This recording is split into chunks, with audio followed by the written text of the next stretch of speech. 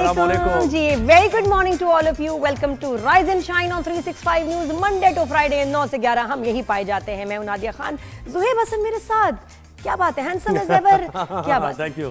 बिल्कुल, अभी पता चलेगा। बजट आ गया है, खैर खैरियत है, ठीक ठाक है। आप शक्लें कुछ मायूस सी लग रही है मुझे इस बजट के बाद। बिल्कुल बदलने वाला है, हमारा लाइफस्टाइल बदलने वाला है। तब्दीली ऐसी आई है कि मैं क्या बताऊं, कुछ अच्छी चीजें हैं, कुछ टेंशन वाली है। सीधी बात है। कुछ चीजों पे तो मुझे एक्चुअली वाकई खुशी भी हुई कि आज खास तौर पे जो नॉन फाइलर्स हैं, इनसे टैक्स निकलवाना जरूरी है बहुत। यार कुछ तो दें, एकदम आराम से निकल जाते हैं। तो वो जो चेंजेस आए मुझे अच्छे लगे, लेकिन कुछ बड़े खौफनाक है। नॉन फाइलर्स पे आप अब अकाउंट नहीं खोल सकते हैं, अब आप गाड़ी नहीं खरीद सकते हैं, और आप नॉन फाइलर्स का बता रहे हैं। और बताओ वन बाय वन। बिल्कुल, ये पहला बताओ। आप गाड़ी नहीं खरीद सकते। अच्छा, पहले खरीद सकते थे, लेकिन आपको टैक्स ज्यादा देना पड़ता था, रजिस्ट्रेशन फी ज्यादा होती थी, तो वो उस तरह से डिस्करेज करता था, लेकिन पीपल वर स्टिल बाइंग।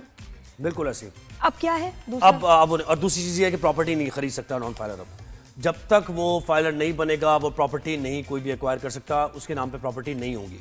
ठीक है, लेकिन ये कि बेनामी बना लेते हैं लोग। मैं ये इसका भी हल निकालना पड़ेगा। अच्छा, उसका फिर तोड़ क्या लोग निकालेंगे? कैश पे गाड़ियां होंगी, ट्रांसफर नहीं करेंगे, किसी फैमिली मेंबर एक को बना देंगे टैक्स पेयर जिसके सबसे कम आमदनी हो। जुगाड़ तो लोग निकाल लेते हैं, लेकिन ये कि कब तक, फिर भी मुश्किल तो करे ना इनके लिए खड़ी। तो जनाब 17,000 अरब का बजट जो है, तकरीबन 17,500 अरब का बजट पेश कर दिया गया, और इस बजट में लोग ये ढूंढ रहे हैं कि उनके फायदे की चीज क्या है। एक तो 10% तनख्वाहों में इजाफा, मुलाजमीन की सरकारी मुलाजमीन की तनख्वाहों में इजाफा किया गया। कितने होंगे? इतने तो नहीं है ना। हाँ, ज़ाहिर है सब तो प्राइवेट सेक्टर में ज्यादा काम करते हैं, लेकिन सरकारी मुलाजमीन की तनख्वाहों में इजाफा हो गया। अच्छा, पेंशनर्स की जो पेंशन है उसमें 7% इजाफा किया गया। ठीक है, एक चीज मुझे पेंशन से मुतालिक लगी कि 10 साल तक, यानी अगर कोई पेंशन ले रहा है, उसकी डेथ हो जाए तो उसकी फैमिली को 10 साल तक पेंशन मिलेगी, उसके बाद पेंशन नहीं मिलेगी। तो ये जरा मुझे इट्स अ पॉइंट, मतलब उसके 10 साल नहीं मिलनी चाहिए या आपको नहीं, लगता है 10 कि साल रुकनी नहीं तक चाहिए? मिलेगी, यानी किसी की डेथ हो गई है और उसकी फैमिली को 10 साल तक पेंशन मिलेगी, फिर वो बंद हो जाएगी पेंशन। फिर उसकी डेथ के बाद उसकी बेवा का क्या होगा? एग्जैक्टली, ये प्रॉब्लम बिल्कुल है। तो ये किया गया। इसके साथ साथ बहुत से टैक्सेस भी लगे। 2000 अरब के टैक्सेस लेने थे, कल भी हमने बताया था, एक्स्ट्रा टैक्सेस लेने हैं 2000 अरब के। वो कहां से रिकवर करने हैं? एक तो ये एक अच्छी चीज रही, ऑनलाइन जो कारोबार है, ठीक है, इस पे 18% सेल्स टैक्स अप होगा, क्योंकि पहले सेल्स टैक्स इस पर नहीं था। लोग ऑनलाइन खरीदारी करते थे और वो टैक्स से इस्तेस्ना हो जाते थे। देखिए, ये दुनिया भर में होता है। आप ये ना समझे कोई आपके साथ ज्यादती हो रही है। आप यकीन करें, आप बाहर के मुल्कों में जरा एक बर्गर ऑर्डर करके देखें, इतना महंगा है। मैं जब अमेरिका में गई, मैं यूरोप, अमेरिका में खास तौर पे $20 का आप कुछ खाना मंगवाते हैं, बिल आपको $40 कम से कम आता है। इतने टैक्सेस कि आप कहते हैं हमारे यहाँ तो कुछ है ही नहीं, हमारे यहाँ फ्री डिलीवरियां खाने की हो रही हैं, कितनी आसानियां हैं, लेकिन दुनिया भर में टैक्स लगता है। ये फिर भी उस हिसाब से कम है, लेकिन टैक्स लगता है इन चीज़ों पे। बिल्कुल ऐसे ही। अच्छा, और दूसरी चीज़ ये है कि लोग जो गरीब तबका है या आम लोग थोड़ा लोन लेकर जो बिजनेस अपना इस्टेब्लिश करते हैं छोटा मोटा, उनके लिए कोई अट्रैक्शन इस बजट में नहीं है।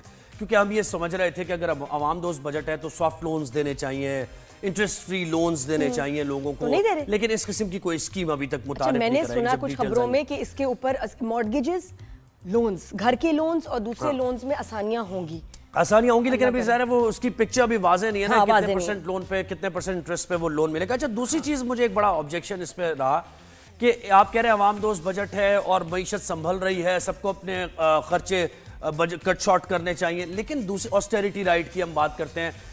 वजीर आजम हाउस का खर्चा बढ़ा दिया गया, 72 करोड़ से 86 करोड़ रुपए वजीर आजम हाउस के एक्सपेंसेस कर दिए गए। क्या वजह? बिजली का बिल वहां ज्यादा आ रहा है, और वो बहुत सारे मेंटेनेंस के सारे मामलात हैं, उसके इश्यूज हैं। अच्छा जी, दूसरी चीज क्या है, सालाना है, जरा सुने मेरी सालाना है, ये क्या होगा? सालाना होगा जी, आप सुने मेरी बात। कौमी असेंबली का जो बजट था वो तकरीबन 12 अरब था, ठीक है, 11.5 अरब था, वो 17.5 अरब कर दिया गया। कौमी असेंबली के एक्सपेंस, यानी उसमें कौमी असेंबली के इजलास होते हैं, वहां पे जो भी चीजें होती हैं। फिर बताओ कितना था, अब कितना कर दिया? पहले 11.5 अरब था, अब 17.5 अरब कर दिया। अरब की बात हो जी, ये अरब की बात, अरबों की बात हो रही है। और 1 अरब में 100 करोड़ है, जी, ये 17.5 अरब कर दिया। अच्छा, और सुने यानी जो वजीर आजम 600 करोड़ ज्यादा कर दिया। वजीर आजम के जो मुशीर हैं, उनका जनाब 6 करोड़ रुपए था, या तकरीबन 3 करोड़ था, उसको 6 करोड़ रुपए बजट में हम गलत फील्ड में, जो हम गलत लाइन में काम कर रहे हैं ज़ुहैब, सालों से हमें उस लाइन में होना चाहिए। ऐसा ही है। इसके साथ साथ विफाकी वुज़रा और उसके साथ साथ जो दीगर वजीर मुमलिकत होते हैं, उनके बजट में भी बड़ा जबरदस्त इजाफा किया गया है। तो ये हमें समझ नहीं आता कि आप ये क्या कर रहे हैं। मतलब पार्लियामेंट में इस तरह खैर कानून साजी हो रही है, सब कुछ हो रहा है, लेकिन आप एक मैसेज देना लोगों को कि अगर आवाम सफर कर रहे हैं तो पार्लियामेंट भी आप यानी लंदन की मिसालें आप देते हैं कि वहां पर ऑस्टेरिटी कितनी है, वहां कितनी सादगी आप देखें, उसी हिसाब से चल रहा होता है। लेकिन आपके खर्चे अलग नजर आ रहे होते हैं और आवाम बेचारी जो है ना वो मरती पिसती अलग नजर आ रही है। मतलब उनके हाथ में है कि अपने जितने भी हैं अपने लिए आसानियां पैदा कर सकते हैं बजट में, हमारे लिए नहीं। अगर हम सफर कर रहे हैं, हम पिस रहे हैं, वाकई उनको भी हमारा साथ देना चाहिए। बजट में इजाफे क्यों कर रहे हैं ये बड़ी गलत। अच्छा, एक और चीज जो मुझे बहुत काबिले हैरत लगी और बाकी समझ नहीं आया कि हंसूं या रोऊं, एक आवाम को बड़ा रिलीफ दिया है इन्होंने अपनी तरफ से कि सिगरेटें सस्ती कर दी। अच्छा, ये हाँ, ये तो एक बड़ी ये अगर इससे सर मारा जाए तो ये टूट जाएगी दीवार।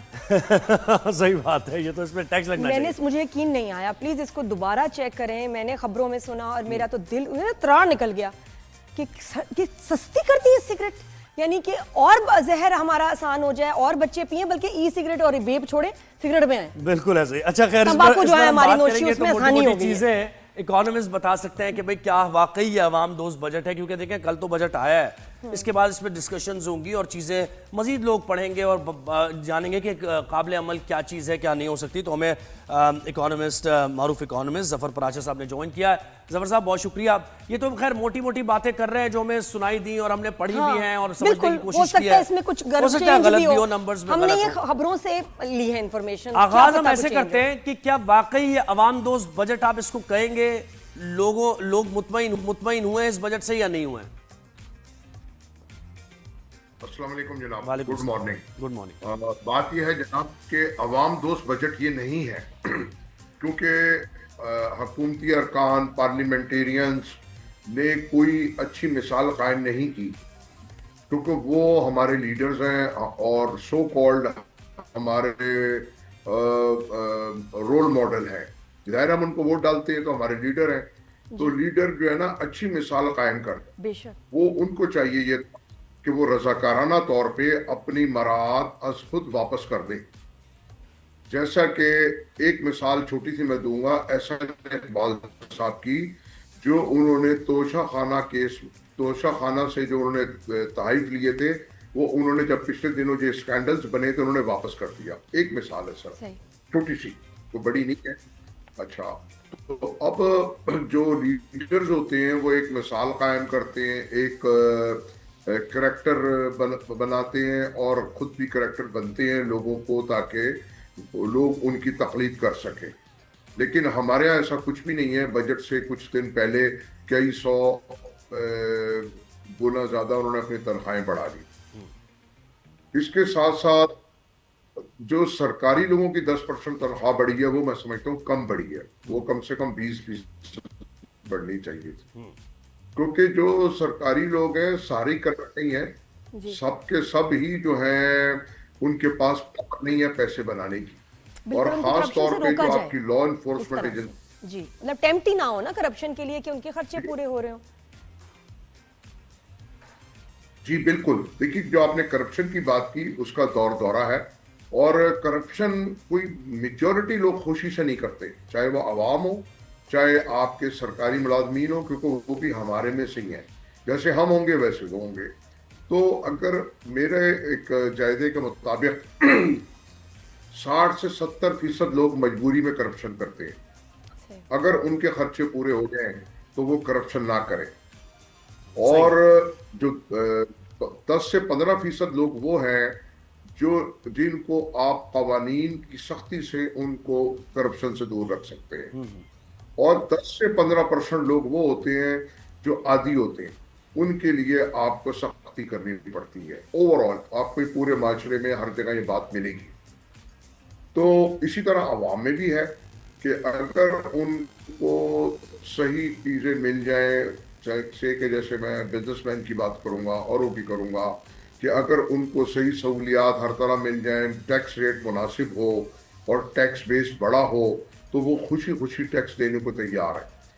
क्योंकि अभी एक आम तासुर ये बन गया है कि हम टैक्स क्यों दें, जिस बात के मैं खिलाफ हूँ, ऐसी बात नहीं है, टैक्स हमें देना है। ये जरूर है कि टैक्स के साथ जो हमें सहूलियात है वो हमें मिलनी चाहिए, लेकिन टैक्स भी ऐसा हो कि हम देने पे राजी हो। सर मुझे एक चीज बताइएगा ये जो टैक्स स्लैब में कमी की है, यानी 12 लाख रुपए तक यानी सालाना तनख्वाह पे 1% कर दिया 5% से, आप मुझे बताएं कितने फीसद ऐसे लोग हैं जिनको रिलीफ मिलेगा इससे?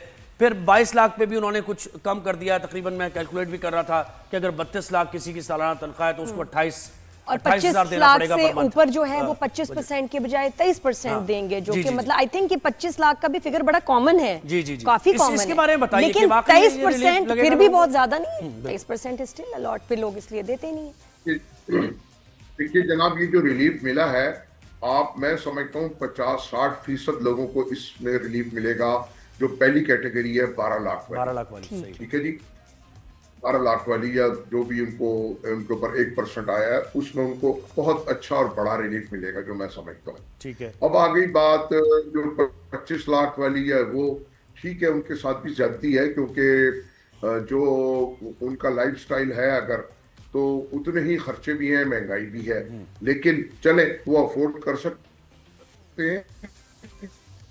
लेकिन जो खास तौर पे 1 लाख तक यानी कि 12 लाख वाली तनख्वाह वाला आदमी था सालाना, वो बहुत परेशान था इन टैक्सेस की वजह से। तो मैं कहता हूँ कि चले देर आए दुरुस्त, या कुछ हमने सफर तो शुरू किया। जी, तो अच्छा वो जफर सफर साहब, पे ये हमारा, एक नया टैक्स इस दफा हमने बेहतरी की देखा जो कि social media, YouTube channel, influencers पे लगा है, तो ये, और उसमें बहुत बड़े बड़े नंबर्स हैं, करोड़ों के भी नंबर्स हैं, तो ये मुझे मतलब काफी लोग अग्री भी करेंगे कि शायद बिल्कुल सही है, बिल्कुल इनको कि टैक्स नेट में ये लाया इनको, गया है, हाँ, और ये कि ये इनसे कैसे वसूल करेंगे फिर? देखिए जनाब, बात यह है कि और हम कितने लोग, परसेंट है थोड़ी ये सी नहीं मैं पता। बात को एक लंबा करूंगा। जी जी। जी, देखिए जनाब, बात यह है कि हम लोगों को अपने राइट्स याद है, ड्यूटीज याद नहीं है, ये मैं सही, हमेशा आप कहता हूँ। बिल्कुल सही ठीक है, कह रहे हैं, तो सही कह जो टैक्स नेट में आए, जितना कमाए, जो टैक्स नेट में आए उसको देना चाहिए टैक्स, उसको कंट्रीब्यूट करना है मुल्क के साथ, क्योंकि उनको सहूलियात भी चाहिए, आपको रोड्स भी चाहिए, डैम्स भी चाहिए, आपको इंफ्रास्ट्रक्चर भी चाहिए, आपको एयरपोर्ट्स, रेलवे स्टेशन, मोटरवेज, ये मैं बहुत छोटी बात कर रहा हूँ, कम से कम। फिर उसके बाद बड़ी बात यह है कि आपको फौज चाहिए, सिक्योरिटी चाहिए, मुल्क का दिफा चाहिए, और बहुत सारी चीजें हैं। ठीक है, तो उसके लिए हर आदमी ने अपने हिस्से की कंट्रीब्यूशन करनी है। हाँ, ये जरूर है कि जो करप्शन है, ये जो लीकेजेस हैं, उसको बंद करने की बात नहीं की गई इस बजट में, बदकिस्मती से। जी। खास तौर पे जो शाहाना खराजात हैं, चाहे उसमें पार्लियामेंटेरियंस हों, चाहे उसमें तरक्याती गैर तरक्याती खराजात हों, सवाबती फंड हो, उनके ऊपर कोई बात नहीं की गई। जो किंग साइज काबीना है, उसके ऊपर कोई बात नहीं मुझे की गई। बताएं, आप ये क्या सारा- समझते हैं 2000 अरब ये कहां से कलेक्ट होगा? ये 2000 अरब जो एक्स्ट्रा हमने टैक्स कलेक्ट करना है, ये किन के ऊपर बोझ डाला गया? आप क्या समझते हैं? पेट्रोलियम लेवी की मद में, पेट्रोलियम पे टैक्सेस, ये कहां से ये निकाला जाएगा? देखिए, हुकूमत के पास बहुत आसान टूल है, सबसे आसान, वो पेट्रोलियम लेवी की शक्ल में, और जो जो जो जो टैक्स निकाला जाएगा वो आम आवाम से निकाला जाएगा। जो सबसे पहले तो, अगर सपोज मेरे पे 1 करोड़ रुपया टैक्स लगता है और मैं नहीं देता, तो मेरी जगह कम से कम 1 लाख लोग वो टैक्स देते हैं इनडायरेक्ट, जो हम जीएसटी की शक्ल में, पेट्रोलियम लेवी की शक्ल में, सरचार्ज की शक्ल में, ड्यूटीज की शक्ल में, वो तमाम आवाम इनडायरेक्ट टैक्स देती है। इनडायरेक्ट टैक्स का रिवाज खत्म होना चाहिए। डायरेक्ट टैक्स, जिस पे जो टैक्स बनता है, वो उससे टैक्स लेना चाहिए। सही। और ये जो और- नॉन टैक्स पेयर्स हैं, इनके लिए क्या मुश्किलात पैदा की जाएंगी ताकि वो टैक्स पे करें? तो इस दफा कुछ सख्तियां नजर आई हैं उनके लिए। पहले तो ये था कि हाई टैक्सेस थे, अब तो ये कि वो कुछ कर ही नहीं सकते। जिस तरह खरीदो फरोख्त है, गाड़ी की खरीदो फरोख्त है, पहले तो वो नंबर ज्यादा थे, अब उनको कहा कि कर ही नहीं सकते ताकि मुश्किल पैदा हो। तो आपको लगता है कि उसकी वजह से अब वो टैक्स पे करेंगे? जी बिल्कुल पे करेंगे, ये बड़ी खुश आइन बात है। इसके ऊपर मैंने बहुत दफा सजेशंस दिए हैं कि सिर्फ पाकिस्तान में था टैक्स पेयर और नॉन टैक्स पेयर, यानी कि एक आदमी जो चोर है वो थोड़े से पैसे दे के और वहां से गुजर जाए, तो इससे बहुत फर्क पड़ेगा। इनका टोटली सोशल बाइकआउट होना चाहिए, और कानूनी तौर पे भी इनका बाइकआउट होना चाहिए। इनको कहीं एंट्री नहीं मिलनी चाहिए। देखिए, आप पाकिस्तानियों को लाइफस्टाइल देखें, रेस्टोरेंट्स में जाएं, आप किसी होटल्स में जाएं, कहीं जाएं, एयरपोर्ट पे जाएं, टिकट लेने, आपको रश लगा हुआ है हर जगह पे लोगों का। और हमारे पास हुकूमत की विल नहीं है टैक्स लेने की ओवरऑल, जो मैं समझाऊं, वो हमारे पास नादरा की शक्ल में बेहतरीन दुनिया का डाटा मौजूद है ऑनलाइन, वन क्लिक। बिल्कुल, आप उसमें उनका उनका आईडी कार्ड नंबर डालें, वहां से अटैच कर दे, बिल्कुल। और क्या? आपको पूरी हिस्ट्री नजर आ जाती है, ट्रैवलिंग की, प्रॉपर्टी की, कार की, बच्चों की स्कूलिंग की, each and everything is there. NTN number, बिल्कुल सही कह रहे हैं आप, बिल्कुल सही कह रहे लेकिन एनआईसी नंबर, शनाख्ती कार्ड नंबर, ठीक है हैं। जी जी। जी, तो ये पिछले 25-30 साल से हमारे पास डाटा मौजूद है, आज से नहीं। लेकिन विल नहीं है, और अब कुछ गवर्नमेंट की विल आईएमएफ के कहने पे नजर आता है ये प्रेशर। क्यों? कि अगर वो टोटली ब्लॉक कर देंगे ऐसे लोगों को, तो उन जो इशराफिया हमारी जो टैक्स नहीं देती या कम देती है, तो उनकी भी पकड़ हो जाएगी। बिल्कुल अच्छा सर, देखिए, जी जी, एज पर यूएन रिपोर्ट, जी। आप पाकिस्तान में इशराफिया को 18 अरब डॉलर की सालाना सब्सिडी देते हैं। 18 अरब डॉलर, ठीक है जी। और हम 1 या 2 अरब डॉलर के लिए परेशान घूमते हैं पूरी दुनिया में। तो बिल्कुल कम से कम उस सब्सिडीज को इस साल आधा कर दिया जाता। सब्सिडीज है, IPP है, अनडॉक्यूमेंटेड पिछले इकोनॉमी। जी, इसको एक्सप्लेन करें, इसका क्या मतलब है इस बात? हाँ, ये वाली बात जी, मैंने कही है कि जो हमारी सब्सिडीज हैं, ये सब्सिडीज को एक्सप्लेन। हाँ, अच्छा, इसके साथ साथ ये भी बाद- एक्सप्लेन करें। और सर मुझे ये भी बताएं कि हम आपने कोई ऐसी स्कीम्स देखी है हुकूमत की तरफ से इस बजट में कि जिसमें स्मॉल बिजनेसेस एस्टैब्लिश करने के लिए कुछ सॉफ्ट लोन दिए गए हों, इंटरेस्ट फ्री लोन्स दिए जा रहे हो, नौजवानों मॉर्गेजेस, को रोजगार के बिल्कुल मौके, बिजनेस के लिए, घर के लिए, हाँ। लेकिन आसानी वाले। और ये कि मॉर्गेजेस, दुनिया भर में लोग घर के लिए मॉर्गेज लेते हैं या गाड़ी के लिए लोन लेते हैं। हमारे यहाँ इतनी ज्यादा इसका इंटरेस्ट है कि लोग लेते ही नहीं है, इनकरेज ही नहीं हम इस चीज को कर रहे हैं। तो ये कुछ नजर आया आपको इसमें? जी बिल्कुल नजर आया। एक तो मॉर्गेज फाइनेंसिंग की बात हुई है, हाउस लोन की, ठीक है जनाब, पहले भी मौजूद हैं ये स्कीम्स, आपका HPFC और बैंक लोन वगैरह। जो बात की नादिया ने कि भाई जो इंटरेस्ट रेट है वो बड़ा हाई है, वो मुमकिन नहीं है 22% या 11% जो मौजूदा 12-13% है, इसके ऊपर आप लोन लेके घर बना सकें या घर खरीद सकें। बाहर दुनिया में रेट ऑफ इंटरेस्ट बहुत कम होता है, बिल्कुल, खास तौर पे घर बनाने के लिए, और वो फिक्स होता है उसका रेट। बिल्कुल, आप चाहें तो 20-25 के लिए फिक्स कर सकते हैं। यानी कि वहां ऐसा है कि जो आपका घर का जो मकान का किराया है से कि 20,000 रुपया, तो वो जो आपकी इंस्टॉलमेंट बनती है किराए वो से पूरी हो जाती है। 35,000 30,000, जी जी, बिल्कुल बिल्कुल ऐसे। सही है। ठीक है। वो अगले 15-20 साल में वो आप मकान के मालिक बन जाते हैं। अच्छा, अब बात यह है कि सारा बोझ हम हुकूमत पे नहीं डाल सकते, सारे काम हुकूमत के करने के नहीं है। बात यह कि हमको भी ठीक होना है। सही कह HBFC बना आज से 30 साल पहले, हमने उस लोगों ने उसका मिसयूज किया, कर्जे लिए वापस नहीं किए, या फेक करेंसी कर्जे ले लिए अपने मुलाजमीन के नाम पे 100 कार्डों पे, 20 कार्डों पे। अभी भी जो मॉर्गेज फाइनेंसिंग की बात हो रही है, बैंक रिलेक्टेंट है बहुत ज्यादा लोन देने में। क्यों? एक तो हमारे यहाँ मिजाज है वापस नहीं करना, बिल्कुल मेजॉरिटी। बिल्कुल ऐसे ही है। दूसरा, एक दूसरे की देखा देखी, फिर उसमें मैं बड़ी खुल के बात करूंगा, हमारे लॉयर्स, उनके पास कोई अखलाकी इक़दार नहीं है कि भाई मुझे ये केस लेना है या नहीं लेना, मसला ये क्रिमिनल है या क्या है, वो बस कहते हैं भी केस ले लें आप।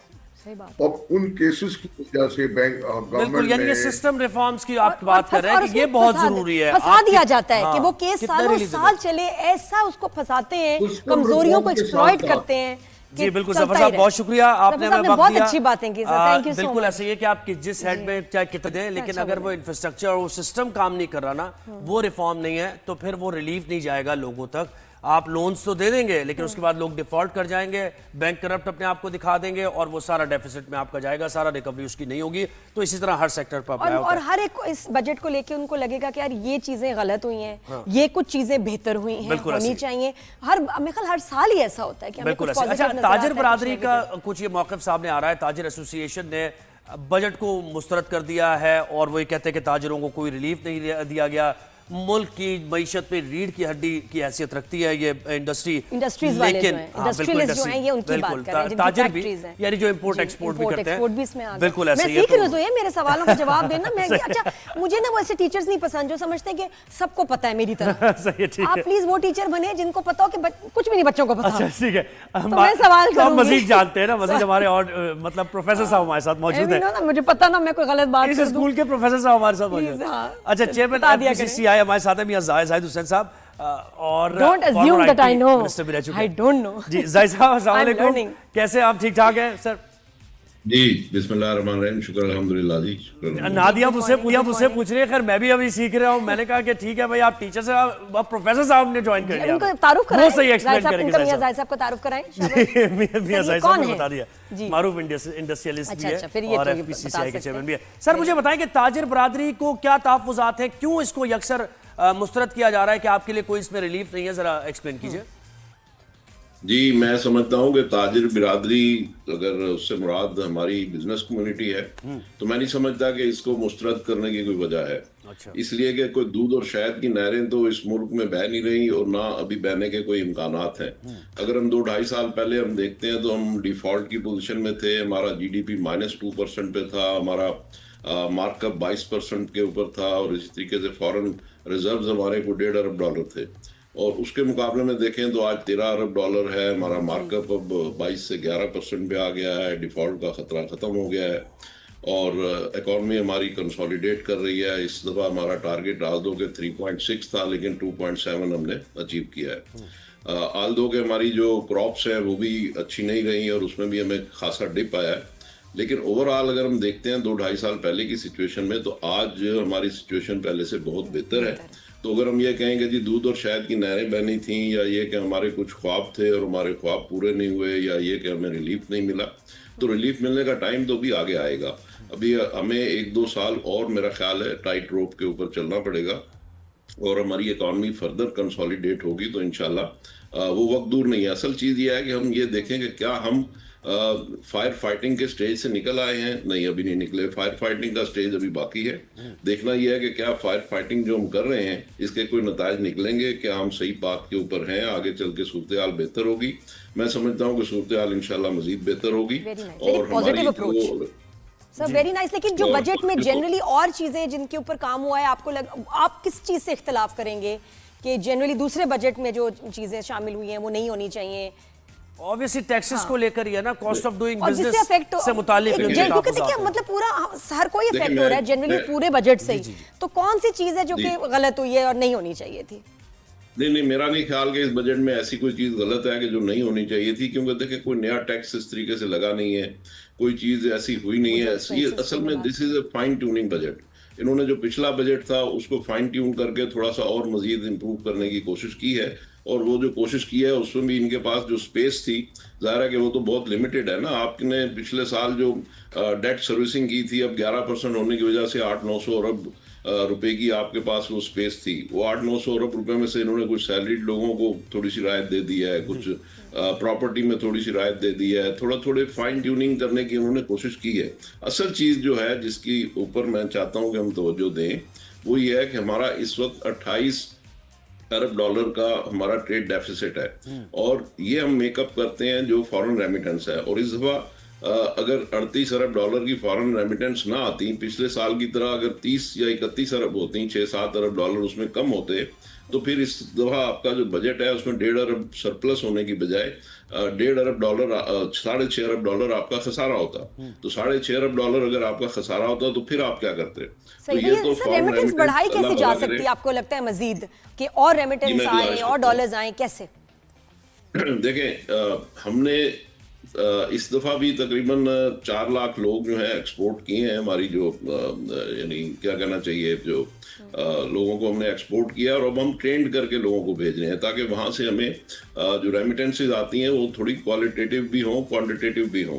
तो अब इंशाल्लाह अगले साल जो मैं समझता हूँ कि वो 38 अरब डॉलर से भी ज्यादा आएंगे। लेकिन असल बात मुझे ये बताएं है कि नहीं, असल बात ये बिजली और गैस की जो सब्सिडी है उस पर बहुत ताजिर बरादरी को इश्यूज होते हैं। हाँ जी, इसके बारे में मैं उधर ही आ रहा हूँ। देखिए, पैरों पे खड़ा होने के लिए ये जो 38 अरब डॉलर या अगले साल 40-42 अरब डॉलर इंशाल्लाह हो जाएंगे, तो उसके ऊपर तकिया करने की बजाय आल्दो के इस वक्त वही हमारा सेवियर है, लेकिन असल चीज यह है कि हमें 28 अरब डॉलर का जो ट्रेड डेफिसिट है उसको खत्म करने के लिए हमें अपनी एक्सपोर्ट्स में इजाफा करना है, और एक्सपोर्ट्स में इजाफा करने के लिए सिर्फ 2-3 सिंपल चीजें हैं जिनको हमें करने की जरूरत है। एक तो ये कि हमें बिजली की कीमत ठीक कर लें। अच्छा, बिजली की कीमत में तकरीबन 1000 अरब रुपए के हमारे लॉसेज हैं, उनको अगर हम ठीक कर लेंगे, यानी उसमें गवर्नेंस के इश्यूज हैं, उनको अगर हम ठीक कर लेंगे तो उसमें बिजली की कीमत अच्छी खासी कम हो सकती है। अच्छा, स्टेट ओन्ड एंटरप्राइजेज जो हैं 1000 अरब रुपए का उसमें लॉस है, उसको अगर हम ठीक कर लें तो वो आवाम के काम आ सकता है। ये चीजें अगर हम ठीक करेंगे तो हमारी एक्सपोर्ट्स में इजाफा होगा। एक्सपोर्ट्स में इजाफा होने से ये जो 28 अरब डॉलर का गैप है ये अगले 2-3 साल में खत्म हो सकता है। और ये चीज भी पूरी दुनिया में मानी हुई तस्लीम शुदा हकीकत है कि पाकिस्तान का जो एक्सपोर्ट पोटेंशियल है वो 30-32 अरब डॉलर नहीं है। सर ये तो तब होगा ना कि जब हमारी एसएमईज भी काम कर रही होंगी, हम अपने अंदर बिजनेस एस्टैब्लिश करेंगे। हमारे यहाँ तो हो ये रहा है ओवर द इयर्स कि हम रॉ मटेरियल को सप्लाई करते हैं, एक्सपोर्ट करते हैं, और वो वहाँ के फिनिश प्रोडक्ट बन के आता है वैल्यू एड होके, और वही हम खरीद रहे होते हैं। तो इस पर कोई फोकस है कि हम, हाँ जी जी बताइए। आपने दुरुस्त फरमाया। असल में हमारा, मैं यही गुजारिश कर रहा था कि पूरी दुनिया में तस्लीम शुदा हकीकत यह है कि हमारा जो एक्सपोर्ट पोटेंशियल है वो 100 बिलियन डॉलर है, वो 30-32 बिलियन डॉलर नहीं है। तो हमें जो मजीद 60 अरब डॉलर का जो हमारा उसमें पोटेंशियल है उसको हमने कैसे डिस्कवर करना है या कैसे हमने उसको एक्सप्लॉइट करना है, तो उसके लिए 2-3 चीजें ही हैं जिसमें हमें ठीक करने की जरूरत है। जैसे मैंने एक चीज तो आपको बता दी, बिजली की कीमत और बिजली की सप्लाई। इसी तरीके से हमें मार्कअप के रेट अभी कम करने हैं। अगर ये 2 चीजें हम कर लेंगे तो हम इमीडिएटली 40-42 अरब डॉलर पे तो चले जाएंगे। बाकी हमारे बहुत सारे शोबे ऐसे हैं, जैसे अभी आपने ये कहा वैल्यू एडिशन के बारे में, 325 मिलियन टन के हमारे पास जखायर हैं मार्बल के। जी जी। हम मार्बल की क्वेरिंग करते हैं, क्वेरिंग के स्टेज के ऊपर 60% मार्बल जो है वो हम तबाह कर देते हैं, किरचियां बना देते हैं उसकी, और बाकी 40% जो है वो हम बाहर बेचते हैं, फिर वहां से वैल्यू ऐड होकर आता है। बिल्कुल ऐसे हमें उसको ठीक करने की जरूरत है। इसी तरीके से हमारे पास जितने लाइम के जखायर हैं, हम पूरी दुनिया में सीमेंट सप्लाई कर सकते हैं, जबकि हमारी जो सीमेंट की फैक्ट्री है वो भी तकरीबन 50-60% कैपेसिटी पे चल रही हैं, तो उनको हमें ठीक करने की जरूरत है। इसी तरीके से स्टील मैन्युफैक्चरिंग जो है उसमें भी हम तकरीबन 20-25% अपनी कैपेसिटी यूज कर रहे हैं, तो उसको हमें फुल यूटिलाइजेशन के ऊपर लाने की जरूरत है। एक और हैरानकुन बात आपको मैं बताऊं कि साल का 3000 अरब रुपए का दूध हम जाया कर देते हैं, यानी दूध हम ग्वाला जो भी है वो अपना गाय से निकालता है और उसके बाद वो 3000 अरब रुपए का दूध हम जाया करते हैं। इसी तरीके से 11 अरब रुपए के में नहीं आता तो वो ज़ाहिर है वेस्ट हो जाता है ना, पेरिशेबल होता है। जी जी। अच्छा साहिब साहब, बहुत शुक्रिया, वक्त तो हमारे पास बात बहुत है बजट से मुताल्लिक। बड़ी अच्छी पॉजिटिव इनकी अप्रोच मुझे लगी कि जनरली ठीक है मसाइल भी इन्होंने बताए, लेकिन फिर भी एक पॉजिटिव नोट पे कि भाई पहले से चीजें बेहतर है, ये अच्छी बात है, लेकिन मुझे लगता है इग्नोरेंस इज ब्लिस। जितना मुझे पता चल रही है ना बातें, उतना ही मेरे ना दिल पे वो बात ये ना देखें, हमारी सारी इंडस्ट्री कैपेसिटी से कम चल रही है। बात वही है कि कितने ही पैसे आप डाल दें, लेकिन अगर लीकेजेस हैं, ठीक है, तो वो लीकेजेस के जरिए पैसा सारा ज़ाया हो जाएगा। तो हमें स्ट्रक्चरल रिफॉर्म साथ साथ करते रहना पड़ेगा, तभी हमारी इकोनॉमी जो है वो आगे बढ़ पाएगी। एक ब्रेक हमने लेना है, ब्रेक ले ही लें, बहुत ब्रेक के बाद वापस आते हैं। थक गए, बैठ के अब शो करना है, बहुत देर से खड़े में। आज बातें जब ऐसी होती है ना, थकन हो जाती है, आपको लगता है कि oh my god keep watching.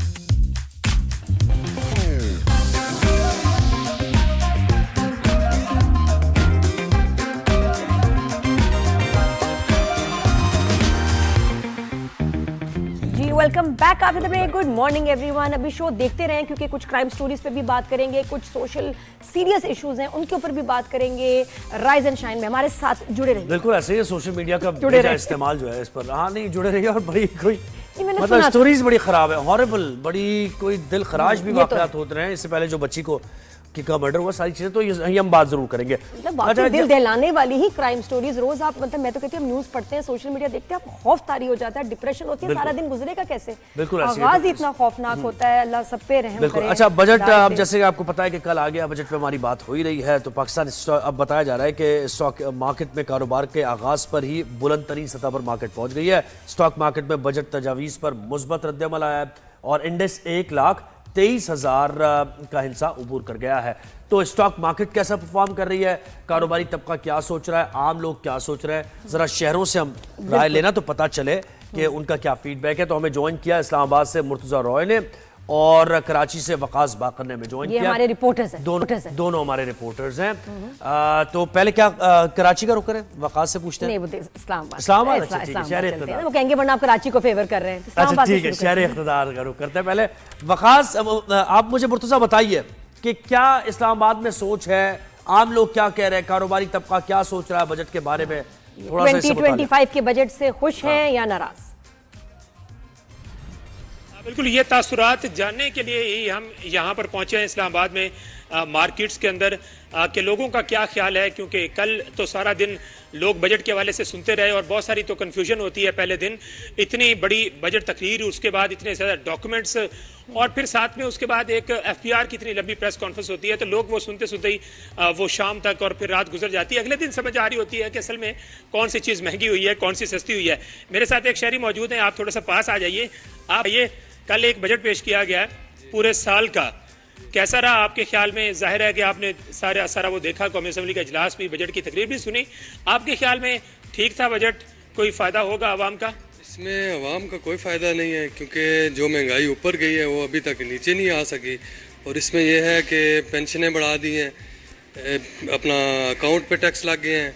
Middle class बंदे के लिए जो है ना जीना मुश्किल हो गया। उसमें यह है कि पहले तो जो चीज़ ऊपर गई थी, अगर उसको नीचे लाते बजट में तो चले, फिर भी आवाम के लिए कुछ रिलीफ हो जाती है। यानी आप ये कह रहे हैं कि कोई भी रिलीफ नहीं दिया गया, उल्टे जो टैक्स हैं वो ज़्यादा किए गए हैं? जी जी बिल्कुल, टैक्स जो है बकाया जो है वज़ीरों की तनख्वाहें 10% जो है बढ़ा दी गई हैं। उसके अलावा जो है कोई चीज़ भी जो है, जिस तरह देख लें पेट्रोल की कीमत जब तक ऊपर गई है, अगर कम होती भी है तो 1-2 रुपए और ज़्यादा होती है तो 40-50। जब आपने कल ये सुना कि जो पेट्रोल के ऊपर लेवी है, पेट्रोलियम लेवी है, वो पहले 70 रुपए थी, 30 रुपए और बढ़ा दी गई, वो 100 रुपए कर दी गई। फिर जो कार्बन लेवी है वो भी 2 रुपए और 50 पैसे वो बढ़ा दी गई। यानी अगले साल में आपको 30 रुपए और पेट्रोल के ऊपर देने पड़ेंगे। जब ये आपने बात सुनी तो कैसा फील किया आपने? सर जीना मुश्किल हो गया। हमने तो मोटरसाइकिल रखा था, वो भी भेज दिया है कि अब इसके कि पेट्रोल कहाँ से पूरा करें, हम तो मिडिल क्लास। पेट्रोल कहाँ से पूरा करें? तो ये सारे मार्केट के लोग हैं और ये सुबह सुबह आके अपना यहाँ पे कारोबार भी कर रहे हैं और जाहिर है कि इन्होंने भी बजट सुना है और ये कह रहे हैं कि बिल्कुल भी ये अवाम दोस्त बजट नहीं है। वैसे हर साल जो भी बजट पेश होता है, ऑपोजिशन और अवाम ये एक सेम पेज पे होते हैं। ऑपोजिशन भी कहती है कि ये अवाम दुश्मन बजट है, लोग भी कहते हैं कि ये अवाम दुश्मन बजट है। लेकिन जहाँ पर कुछ ऐसी चीज़ें हैं कि जिनसे अवाम परेशान है, वहाँ कुछ अच्छी चीज़ें भी हुई हैं। जो तनख्वाहदार तबका है उनकी तनख्वाहों में, सरकारी मुलाजमीन की तनख्वाहों में कोई 10% इजाफा किया गया, लेकिन साथ ही एक बर्डन और भी डाल दिया गया, यानी फिक्स जो टैक्स है वो उसके ऊपर आयद कर दिया। यही तो बात है ना, वहां से 10% बढ़ा दिया और यहाँ से टैक्स भी जो है ना थोड़ा बढ़ा दिया, तो बराबर की सूरत हाल हो गई, बल्कि उससे खराब सूरत हाल हो गई। मुर्तजा बहुत शुक्रिया, आपने हमें बिल्कुल वहाँ की जो फील है वो दे दी। और ये जो बात कर रहे थे, ये जो हमारे भाई बात कर रहे थे मुर्तजा के साथ, सही कह रहे थे कि आवाम दोस्तों बजट बिल्कुल भी नहीं लग रहा है, ये मिडिल क्लास तबका तब बिल्कुल ही मिडिल क्लास। अच्छा एहसान, मुझे बताइएगा जरा, पेट्रोल कितने का है फी लीटर अभी? एहसान, हमारे PCR में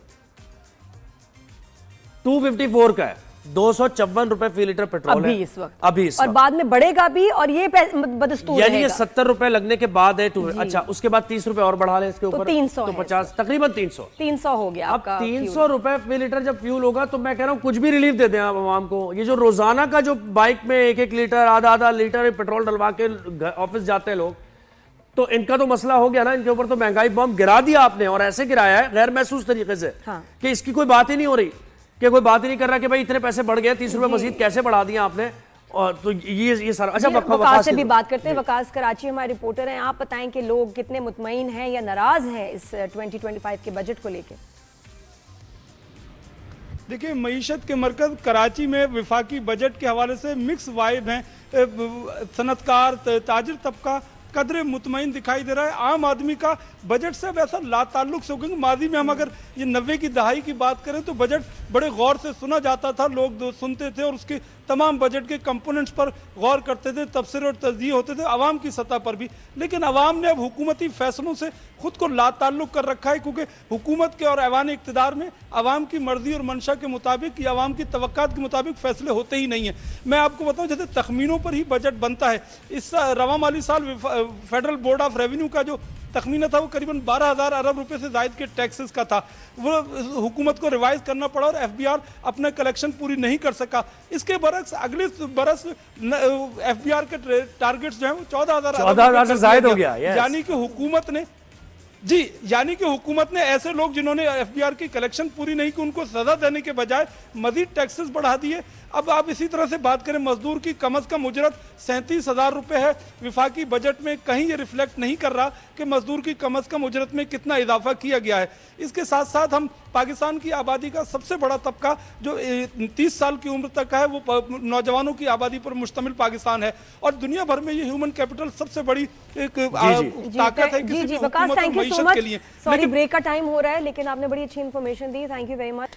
खुश तो मजदूर कोई भी तबका खुश तो कोई भी नहीं है, मजदूर तबका भी और नौजवानों को भी नहीं पता चल रहा कि बजट में उनके लिए क्या है। लेकिन ये बड़ी अलार्मिंग बात की है वकास ने कि जो लाताल्लुकी है, डिस्कनेक्ट जो है आवाम का, ये एक बड़ी अलार्मिंग ये डिफेंस मैकेनिज्म है। हाँ। कि आप बस बात ही ना करो, इंडिफरेंट हो जाओ क्योंकि आप कुछ कर नहीं सकते। आप इतने बेबस अपने आप को महसूस करते हैं कि जिनके पास इख्तियार है वो तो कर ही रहे हैं, लॉज बना रहे हैं, हम क्या कर सकते हैं। तो इसलिए ऑफ हो जाओ, माउफ हो जाओ। ब्रेक के बाद वापस आएंगे, इस पे मजीद बात करेंगे। Keep watching, good morning.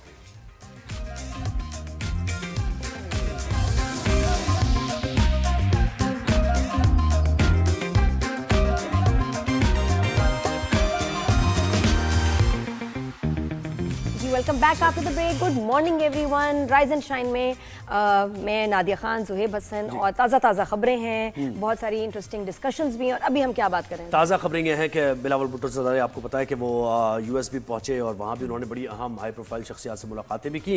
UN secretary general से मुलाकात हुई, मुख्तलिफ वफूद से मुलाकात हुई, बरतानिया में भी ज़ाहिर है वो ये मुलाकातें कर रहे हैं। तो एक इंटरव्यू दिया है पाकिस्तान के साबिक़ वज़ीर ख़ारिजा बिलावल भुट्टो ज़रदारी ने स्काई न्यूज़ को, और बड़ा अहम उन्होंने इंटरव्यू दिया जिसमें उन्होंने कहा है कि 10 मई को सदर ट्रंप की तरफ से, यानी हमेशा पाकिस्तान तो यही इस पर स्ट्रेस दे रहा है कि सदर ट्रंप ने ऐलान किया अमरीकी सालसी में जंगबंदी के बावजूद दोनों हरीफ भारत और पाकिस्तान के दरमियान खतरनाक हद तक ये बुलंद है अभी तनाव। और उनका कहना था कि इस वक्त भारत और पाकिस्तान के दरमियान तनाज़ात की हद हमारी तारीख में सबसे कम है। हमने जंगबंदी हासिल कर लिया लेकिन हमने अमन हासिल नहीं किया। उसके साथ साथ एक पेशरफ्त और है, अमरीकी महकमा खारजा की तर्जुमान ने जो बात की है ट्रंप से मुताल्लिक, सालसी तो वो एक्सेप्ट कर ही रहे हैं कि हमने की है, लेकिन अब वो ये कह रही है कि अमरीकी सदर इस पोजीशन में हैं कि वो पाकिस्तान और भारत के दरमियान जो तनाज़ा है यानी मसला कश्मीर है तो उसके वो हल कर सके हाँ। वो इस पोजीशन में हैं। ये अमरीकी महकमा खारजा की तर्जुमान कह रही है।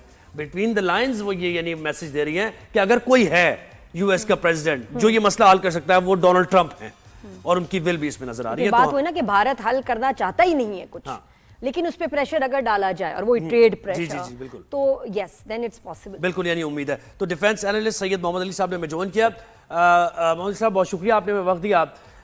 बिलावल भुट्टो ज़रदारी के ये दौरा है, वक्त के साथ वो गए हैं, मुख्तलिफ मुलाकातें उनकी वफूद के साथ भी हुई हैं। आप इसको ओवरऑल कैसे देखते हैं? और ये जो इंटरव्यू में बात की इसकी फिर बाद में बात करेंगे हम। बहुत शुक्रिया। देखिए, मैं समझता हूँ कि जो बिलावल भुट्टो ज़रदारी का दौरा है और इसमें ये एक आला सतही वफ्द है, मैं बताना चाहता हूँ, जो कि पार्लिमान का है, जिसमें मुख्तलिफ पार्टी के PMLN के, MQM के, दीगर पार्टीज के जो बड़े अहम मेंबर पार्लियामेंट हैं वो भी शामिल हैं, जिससे ये बात साबित होती है कि ये जो हमारा एक सिफारती वफ्द है ये सिर्फ हुकूमत का तर्जुमान नहीं है बल्कि वो पाकिस्तान की पार्लियामान की बड़ी तमाम जमातों की सोच और नजरिए की तर्जुमानी करता है। तो ये बताना बहुत जरूरी है। देखें, ये दौरा जो है 3 एतबार से बहुत अहमियत रखता है। पहली बात तो ये है कि जो पाक भारत अभी जंग हुई जो कि बहुत ही शदीद थी, मुख्तसर थी, लेकिन आलमी सतह पर इसको बहुत अहमियत दी जा रही है, उसके हवाले से आलमी बरादरी को एतमाद में लेने की ये एक सिफारती कोशिश है। क्योंकि आप जानते हैं कि भारत जो है उसको सिफारती, दिफाई, माशी, सियासी हर महाज पे बहुत बड़ी हजीमत उठाना पड़ी है। तो इस खजालत को मिटाने के लिए भारत ने 40 ममालिक में अपने वफूद भेजे हैं, जिसमें वो फेक प्रोपेगेंडे के जरिए से अपनी शर्मिंदगी भी मिटाना चाहते हैं, पाकिस्तान पे इल्ज़ाम भी लगाना चाहते हैं। तो ये बहुत अहमियत है इस दौरे की बिलावल भुट्टो ज़रदारी की क़यादत में, जो पहले अमेरिका गया, फिर बरतानिया गया और अब ब्रसल्स और दीगर ममालिक का भी दौरा करेगा, ताकि आलमी ताकतों को और आलमी बरादरी को एतमाद में 3 एतबार से लिया जाए। नंबर 1 ये कि पाकिस्तान जो है वो इंतहाई जिम्मेदार रियासत है और हमने जो भी इक़दाम उठाए वो इलाकाई अमन, कौमी सलामती और खुद मुख्तारी के दिफा में उठाए। दूसरी बात कि भारत पूरी दुनिया में, पहले वो तो कश्मीरियों पाकिस्तान के खिलाफ दहशतगर्दी में मुलविस था, लेकिन अब वो अमेरिका में भी जो सियासी मुखालिफिन हैं, सिख रहनुमा हैं, उनकी हलाकत की कोशिशों में इन्वॉल्व है।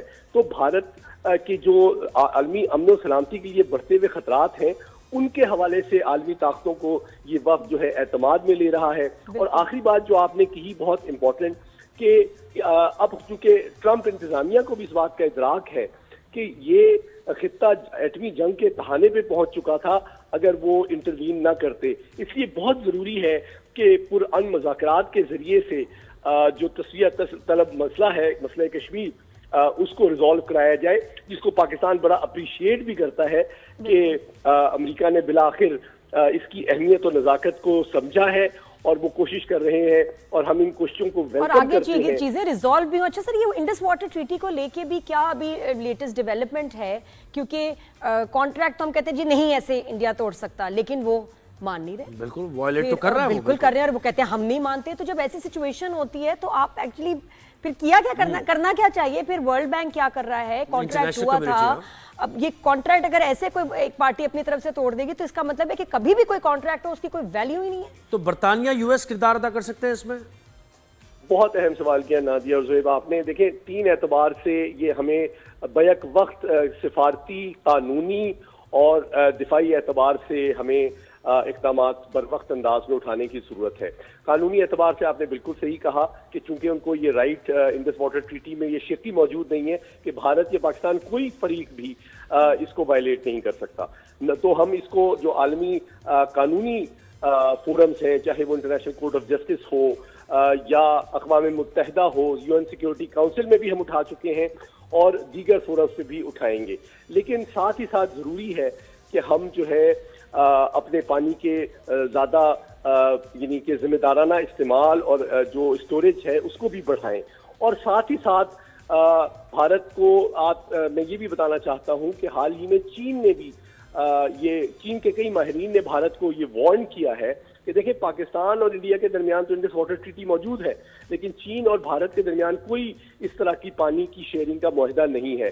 और बहुत बड़े दरिया जिस तरह ब्रह्मपुत्रा है और कई और पानी के ज़खायर चीन के रास्ते भारत आते हैं। तो अगर चीन भी यही तर्ज अमल भारत की जानिब रखे तो भारत जो है वो नाकाबिल तराफी उसको नुकसान उठाना पड़ेगा अपनी वाटर सिक्योरिटी के हवाले से। बिल्कुल सब, और लगाएं सैंक्शंस। दुनिया में इन्होंने तो बड़े कम वजूहात पे लोगों पे, दुनिया पे सैंक्शंस लगाई है, कितने ममालिक पे, फॉर मच लेस, और ये तो बहुत बड़ी बात है। तो वही अगर कोई वायलेट कर रहा है तो सजा क्या है? बिल्कुल एक्शन क्या लेंगे? कुछ भी नहीं। तो फिर देन द कॉन्ट्रैक्ट यूएन के कवानीन क्या है, इंटरनेशनल कवानीन क्या कहते हैं, इस पर देखना पड़ेगा और इस पर स्ट्रेस दे रहे हैं बिलावल, ये जो बरतानिया में उन्होंने काफी इस पर बात भी की है। अच्छा, मुझे बताएं कि ये जो वक्त गया है इसमें पॉलिटिशियंस भी हैं और ऐसे शख्सियात भी हैं जिन्होंने कॉमर्स इंडस्ट्री को भी देखा हुआ है और सारी चीज़ों के बारे में, इन्वेस्टमेंट के बारे में भी जानते हैं। तो हमारा एक तो बड़ा मसला FDI से मुताल्लिक है, हम फॉरेन इन्वेस्टर्स को उस तरह नहीं अट्रैक्ट कर पा रहे हैं जैसे करना चाहिए। तो इस दौरे से ये भी हमें एक साइड लाइन्स पर हमें मिल सकते हैं मौके कि वहाँ डेलीगेशन से मुलाकातें हों और उनको बताया जाए कि पाकिस्तान एक यानी इन्वेस्टमेंट के लिए बड़ी अच्छी जगह है और बहुत अट्रैक्शन है यहाँ पर। देखिए, ये बहुत अहम सवाल आपने इस वजह से किया कि देखिए, सबसे ज्यादा दुनिया में कोई भी जो इन्वेस्टर है किस चीज में कंसर्न होता है, वो अपनी इन्वेस्टमेंट की सिक्योरिटी में कंसर्न होता है। अगर भारत में कोई बड़ा इन्वेस्टमेंट करना भी चाहता है लेकिन वो ये देखेगा कि भाई ये तो रोजाना हर इलेक्शन के करीब कोई एटमी जंग छेड़ने के दहाने पे पहुंच जाते हैं, अपनी अक़लियतों को हलाक करते हैं, वहाँ पे कवानीन जो है वो महफूज नहीं है, इज्जत किसी की महफूज नहीं है, तो ये एक ऐसा एनवायरनमेंट है जो कि डेफिनेटली इंटरनेशनल इन्वेस्टर जो है उसको सीरियसली देखेगा और तशवीश से देखेगा। उसके मुकाबले में पाकिस्तान, ये एक हकीकत है कि एक छोटी मईशत और छोटा मुल्क है, लेकिन उसका तर्ज अमल जिम्मेदाराना है। जहां पॉलिसीज में कंसिस्टेंसी है, और फिर जिस तरह अब हमने SIFC जैसे फोरम्स बनाए हैं जिसके जरिए हम फैसिलिटेशन भी कर रहे हैं, वन विंडो ऑपरेशन भी कर रहे हैं, बहुत ल्यूक्रेटिव इंसेंटिव्स भी दे रहे हैं और हाईएस्ट लेवल पर सिक्योरिटी और अश्योरेंस दे रहे हैं, तो मैं समझता हूँ ये वो फेवरेबल इंसेंटिव्स हैं जिसको मैं समझता हूँ बिलावल साहब ने भी अपने इंगेजमेंट्स में मुख्तलिफ ममालिक में उठाया होगा, जिसके जरिए से खास तौर पे अब जबकि मगरिब के अंदर चीन के साथ मुखासमत बढ़ रही है, तो they are looking for new markets as well, they are looking for high quality human resource as well. और हम जिस तरह भी कल बजट आया है, IT सेक्टर में हमारे पास बहुत पोटेंशियल है, बहुत टैलेंट है और हमारे पास अपॉर्चुनिटीज हैं कि हम अमेरिका के साथ IT सेक्टर में भी कोलैबोरेट करें। सर ट्रम्प जो है वो माइनिंग और एनर्जी सेक्टर को फरोग देना चाहते हैं, तो इसमें भी हमारे पास मौके मौजूद हैं। Tourism, hotel industry, blue economy, coastal areas की डेवलपमेंट, ये वो चीजें हैं जिसमें पाकिस्तान में भी तरक्की होगी और अगर अमेरिकी इन्वेस्टमेंट आती है तो खुद उनको भी नए एरियाज में अपनी इंडस्ट्री को एक्सपैंड करने, एक्सपोर्ट्स को बढ़ाने का मौका मैसर आ सके। बिल्कुल। अब सर ये हमारी तो मुलाकातें हो रही हैं, अपना पॉइंट ऑफ व्यू, अपना नैरेटिव हम पर्सनली जाके बता रहे हैं, ममालिक तक लेके जा रहे हैं, लेकिन सबसे बड़ा जो मैं कहती हूँ नैरेटिव बिल्डर है वो गूगल है और कितने आने वाले सालों में भी यही होगा कि किसी ने रेफरेंस लेना होगा तो कहते हैं जी गूगल को चेक करो। अब गूगल पे इंडिया का इतना इन्फ्लुएंस है और वो जो वहां बातें कर रहे हैं हमारे खिलाफ, वो तो वहां है, वो तो वहां सेव हो जाएंगी और हो रही हैं, तो उस पर हम क्यों नहीं कुछ करते। मैं कल खबर में गूगल पे देख रही, मतलब इमेजिन कल खबर चल रही थी कि जी ऑपरेशन सिंदूर कंटिन्यूज, नया हमला। सुबह उठते ही पहली खबर मैंने ये देखी, वो है, वो अभी भी ये खबरें ऐसी चला रहे हैं, गूगल पे चल रहा है, सेव हो रहा है, हम इसको क्यों नहीं काउंटर करते और कब बड़ा अहम सवाल किया नादिया आपने। देखिए आप बिल्कुल सही कह रही हैं, इस आपकी बात से मैं मुत्तफिक हूं और ये समझता हूं कि देखें ये जो हाई लेवल डिप्लोमेटिक और पॉलिटिकल एंगेजमेंट है बड़ी इंपॉर्टेंट है, लेकिन इसको साथ साथ हमें डिजिटल डिप्लोमेसी के जरिए से, मीडिया के जरिए से, सोशल मीडिया नहीं, गूगल से बात करें, जाके जाएं ना उनके हेड ऑफिस में, कहें कि तुम आप क्या लिख रहे हैं झूठ, हमें दें, आप उनको सू करें। मैं कहती हूँ इनको जाना चाहिए हमारे वक्त को। और उसके हवाले से अगर कोई फेक नैरेटिव है, झूठे इल्जामात हैं, तो फॉर्मली हमें जो गूगल का इदारा है उसके साथ कंप्लेन करनी चाहिए। मैं आपको अपना जाती तजुर्बा बताता हूँ कि आज से 6 साल कबल जब इन्होंने 5 अगस्त 2019 में कश्मीर को जम करने की नाकाम कोशिश की थी, तो हमने एक बहुत बड़ी इंटरनेशनल कॉन्फ्रेंस की। अब यकीन करें कि 1 घंटे के अंदर उसमें सैकड़ों इंडिया की तरफ से कंप्लेंट्स आई कि जनाब ये हमारे दाखिली मामलात में मुदाखलत हो रही है। ये कंप्लेंट डायरेक्ट जूम को जा रही थी। बिल्कुल सही। तो मैं समझता हूं कि इस तरह की जो इंफॉर्मेशन वॉरफेयर डिजिटल डोमेन में है, उसमें हमें अपने कानूनी, सिफारती और तमाम जो इन्फ्लुएंस है, कैपेसिटी है, उसको बरूए कार लाने की जरूरत है। और मैं आपसे बिल्कुल मुत्तफिक हूं कि हर फोरम पे सिर्फ सियासी सिफारती फोरम बड़े अहम हैं, बिल्कुल हमारा सोशल मीडिया डिफेंस है ही नहीं। इनको उठाने की जरूरत है। जंग के दिनों में हमने देखा, उसके बाद हम ऑफ हो गए, हमारा डिफेंस सोशल मीडिया पे कुछ नहीं, हम अपने आप को वहां डिफेंड ही नहीं करते और इंडिया उसका इतना एडवांटेज ले रहा है। विकिपीडिया पे इतनी बकवास है, यूट्यूब पे इतना कचरा चल रहा है, बहुत सारे न्यूज़पेपर्स है जहां उनके इन्फ्लुएंस है, मिडिल ईस्ट में क्या क्या खबरें हैं, सब झूठ, हम उसको काउंटर क्यों नहीं करते, हमें करना चाहिए। देखिए आपने बहुत अहम बात की, मैं नादिया आपको बताता चलूं और उनसे याद कराऊं कि देखिए जो डिसइंफो लैब का प्रोजेक्ट था ये 15 साल पे मुहित था, जिसमें भारत ने अरबों डॉलर, 700 से ज्यादा फेक मीडिया के प्लेटफॉर्म 100 ममालिक में बनाए थे, जिसका वाहिद मकसद पाकिस्तान और मुसलमानों को बदनाम करना था। इतनी लॉन्ग टर्म और सब्सटेंटिव इन्वेस्टमेंट है पाकिस्तान को बदनाम करने में। तो हम भी जो है सिर्फ ओकेजनल या रिएक्शनरी मेजर में नहीं रह सकते। हमें जरूरी है कि एक नैरेटिव जो है सस्टेन्ड अंदाज में, तसलसल के साथ हर प्लेटफॉर्म और फोरम पे डेवलप करें, चाहे वो इलेक्ट्रॉनिक मीडिया हो, सोशल मीडिया हो, एकेडमिया हो, थिंक टैंक्स हो, बाहर के ऐवान पार्लिमान हो। हर डोमेन में हमें, इवन एंटरटेनमेंट इंडस्ट्री में भी जरूरत है। हमारी जो कश्मीर की हुर्रियत की दास्तानें हैं, जो मुजाहिदीन की दास्तानें हैं, जो हुर्रियत रहनुमाओं की दास्तानें हैं, मैं समझता हूँ उनके ऊपर अगर टर्की जो है वो एल्तुगरल बना सकता है, तो हम क्यों कश्मीरी हुर्रियत रहनुमाओं के ऊपर इस तरह का ड्रामा नहीं बना सकते, जो दुनिया को आपका एक सॉफ्ट इमेज भी दे, जो आपका नैरेटिव भी दे। इसके लिए खाली हार्ड कोर पॉलिटिक्स और डिप्लोमेटिक डोमेन काफी नहीं है, हमें अपनी सॉफ्ट पावर और एंटरटेनमेंट इंडस्ट्री की जो कैपेसिटी है वो भी बिल्ड करनी चाहिए और उसको भी बुरुएकार लाना चाहिए। बिल्कुल ऐसे ही। और आप देखें ना कि मोहित साहब, ये अक्सर तनकीद होती है, लोग तो तनकीद करते हैं, सिविल मिलिट्री ताल्लुकात की बड़ी बात करते हैं और वो कहते हैं कि ये तो गलत है। या आप मुझे बताएं कि ये कितना ज़बरदस्त मैसेज है कि आपकी जो क़यादत बाहर मुल्क के इस वक्त दौरे पर है, वो सारी क़यादत आपके पार्लियामेंटेरियंस हैं और उनमें प्रोफेशनल्स हैं, इसके साथ साथ मिलिट्री अपना किरदार अदा कर रही है। तो ये भी एक रिफ्ट जो है जिसकी बात की जाती है और मुख्तलिफ क्वार्टर से गलत प्रोपेगेंडा किया जाता है, मैसेजिंग ये भी बहुत अच्छा जा रहा है इससे। जी बिल्कुल, आप सही कह रहे हैं। देखिए, हमारी जो डायस्पोरा है, मैं समझता हूं कि उसका बड़ा इन्फ्लुएंस है, एहतराम है। बल्कि अभी मैं आपको बताता चलूं कि अमेरिका के अंदर, बरतानिया के अंदर, यूरोप के अंदर ये बड़ी इन्फ्लुएंशियल पोजीशंस पे पाकिस्तानी कम्युनिटी और कश्मीरी कम्युनिटी मौजूद है।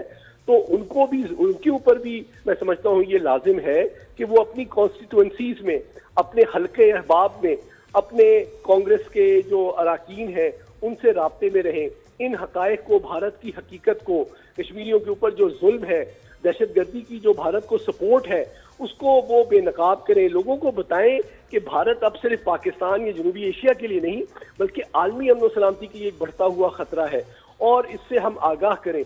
ये काम देखें सिर्फ हमारे सुफरा और हमारे पॉलिटिकल लीडरशिप का नहीं है। मैं समझता हूँ हर पाकिस्तानी दुनिया में जहां भी है उसका ये फर्ज बनता है कि वो पाकिस्तान के नजरिए को, पाकिस्तान की हकीकत को बिल्कुल हर फोरम पे अपने हल्के अहबाब में बताए, बयान करे, अपने तर्ज अमल के जरिए से, अपने जिम्मेदाराना बिहेवियर के जरिए से, अपने पॉजिटिव कंट्रीब्यूशन की वजह से वो दुनिया में, चाहे अमेरिका हो, यूरोप हो, ऑस्ट्रेलिया हो, कनाडा हो, हर जगह उनको एहतराम की नजर से देखा जाता है। आपने सुना कि सदर ट्रंप ने कितना अप्रिशिएट किया है पाकिस्तानियों के कंट्रीब्यूशन को, खुद अमेरिका की तरक्की और खुशहाली के लिए। तो ये जो हमारी गुडविल है, हमारी जो ट्रस्ट और रिस्पेक्ट है, ये सिर्फ हुकूमत ने तो नहीं अर्न की, ये हर उस पाकिस्तानी कारकुन ने, इंजीनियर ने, डॉक्टर ने, साइंटिस्ट ने, टैक्सी ड्राइवर ने, फूड डिलीवरी बॉय ने, उसने अपने कलेक्टिव बिहेवियर से एक अरसे में ये इज्जत अर्न की है। तो हमें इसको मेंटेन भी करना है, इसको शोकेस भी करना है और इसमें हमें भारत की जो फेक नैरेटिव है, जो झूठा प्रोपेगेंडा है और दुनिया को बढ़ता हुआ जो अमन सलामती को खतरा है, उससे भी आगाह करना है। जी thank you so much sir, बहुत शुक्रिया, आपके टाइम का बड़ी अच्छी गुफ्तगू रही। और मुझे लगा मीडिया डिफेंस की एक सेल होनी चाहिए जिसमें जो हमारे बारे में गलत खबर कोई डाले तो उसको चैलेंज करना चाहिए कि आप कैसे लिख सकते हो, क्योंकि वरना तो ये छपता रहेगा, आगे 10 साल बाद तो यही खबरें रह जाएंगी। पाकिस्तान में तो चलो बाय ना करें नैरेटिव, वो ओवरसीज पाकिस्तानीज जो है, जो बाहर रह रहे होते हैं, क्योंकि मुल्क से इतना ज्यादा कनेक्टेड नहीं होते, तो फिर वो उस नैरेटिव को बाय करना शुरू कर देते हैं और वो समझते हैं कि पाकिस्तान में पता नहीं क्या हालात हैं। तो इसी तनाजुर में हमने सवाल भी किया कि पाकिस्तान में यूनिटी ऑफ कमांड है, बिल्कुल हम यकसुई के साथ, अगर मईशत को बेहतर बनाना है तो हमारे तमाम इदारे मिलकर मईशत की बेहतरी। हमने आज तक कितने डेफिमेशन के केसेस किए हैं, कभी किसी नहीं, कभी पेपर पे ये तो कॉन्सेप्ट ही या गूगल पे या विकिपीडिया, कहीं भी कोई चीज, आपको पता है चैट जीपीटी भी इतनी बकवास कर रहा है, वो भी इतना झूठ बोल रहा है कि वो भी समझ आ गया कि उसको भी कोई इंस्ट्रक्शंस दे रहा है। तो लोग तो ये तो हमारे खिलाफ एक बहुत बड़ी साजिश है ही, और ये वॉर है, but we are not countering it. जो मुझे परेशान, हमने जंग में तो देख लिया कि हम कितने काबिल हैं, हमारे जी हैकर्स भी, हमारे आईटी के बच्चे भी, लेकिन नॉर्मल डेज में भी we have to be active and we have to fight this. बिल्कुल, सोशल मीडिया के कवानीन मजीद टाइट करने की जरूरत है, क्योंकि देखें पाकिस्तान के अंदर भी, ये तो इन्होंने बात की एक लार्जर पर्सपेक्टिव में ना, कि पाकिस्तान का नैरेटिव गलत जा रहा है, लोग पाकिस्तान के बारे में प्रोपेगेंडा कर रहे हैं, लेकिन पाकिस्तान के अंदर भी बहुत से ऐसे मामला हैं जिन पर कवानीन लागू होने चाहिए और लोगों को सजाएं मिलने चाहिए। डिफेम किया जाता है लोगों को, बहुत इतना गंद है सोशल मीडिया में कि मुझे लगता है कि उससे टॉक्सिक जगह कोई नहीं।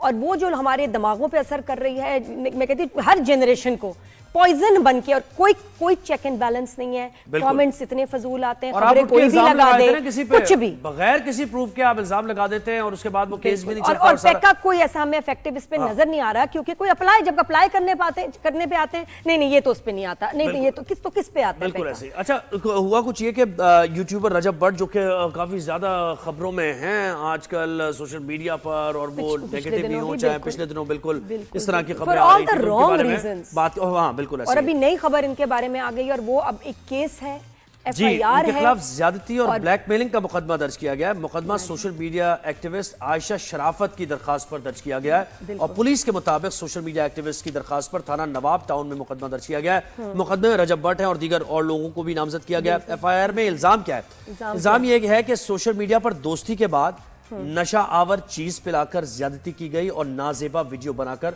ब्लैकमेल भी किया गया। और ये तो पुलिस FIR इसको हो गई है, investigate जरा कट गई है, इस पे भी बात करेंगे। तारिक और भी खान लोगों ने के इनके मतलब कुछ और भी सर्कल के लोग हैं जो उस FIR में उनके नाम शामिल हैं। बिल्कुल ऐसे। ये भी इनसे पता करते दीगर हैं, नाम लेकिन भी है आई तो थिंक हमारे- रिपोर्टर से बेस्ट है एट दिस स्टेज के वो हमें इंफॉर्मेशन तारिक ने ज्वाइन किया, तारिक खान ने जी ज्वाइन तारिक साहब हमारे 365 के रिपोर्टर हैं।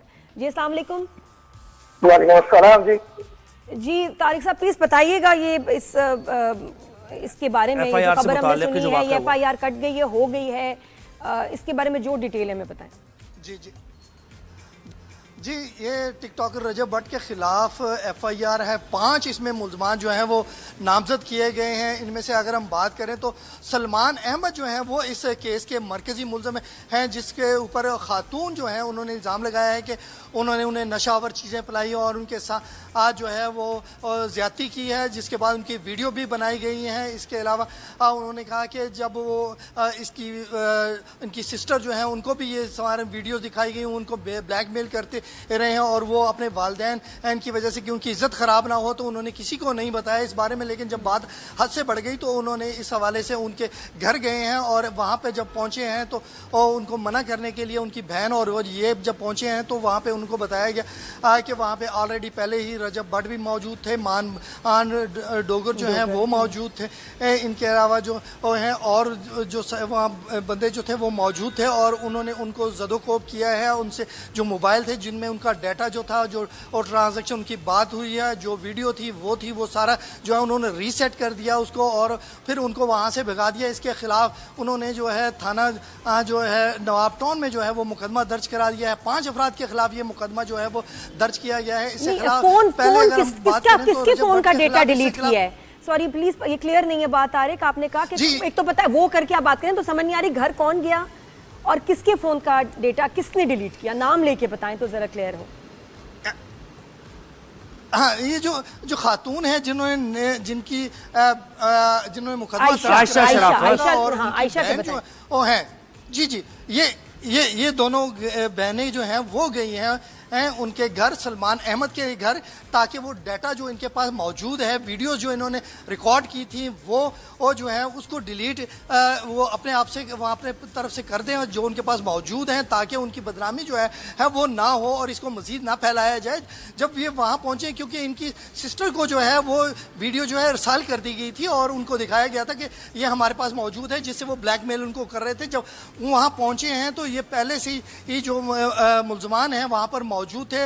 इनके बकौल जो मुकदमे में दर्ज किया गया है कि ये वहाँ पे मौजूद थे, रजब भट्ट था, मान डोगर था और दीगर जो थे, उन्होंने उनसे मोबाइल छीन लिए और उन मोबाइल को रीसेट कर दिया और रीसेट करने के बाद जो डाटा था, जो उनकी चैट हुई आपस में और जो वीडियो थी आयशा के फोन से डिलीट किया है, यानी उन लोगों के मोबाइल जो खवातीन गई थी दोनों, उनके आयशा मोबाइल और उनकी लेके बहन की वो मोबाइल रीसेट कर दिए। अच्छा, अब तो मुझे उन्होंने बताएं एविडेंस क्या दिया फिर? FIR के लिए एविडेंस दिया होगा ना, वीडियो दिखाई होगी, वो कैसे और दिखाई? कितनी पहले वाकया हुआ, ये बहुत इंपॉर्टेंट है। ये भी नहीं समझ आया जी। ये यानी ये जो ज्यादती की उन्होंने बात की, पुराना वाकया है ये तकरीबन,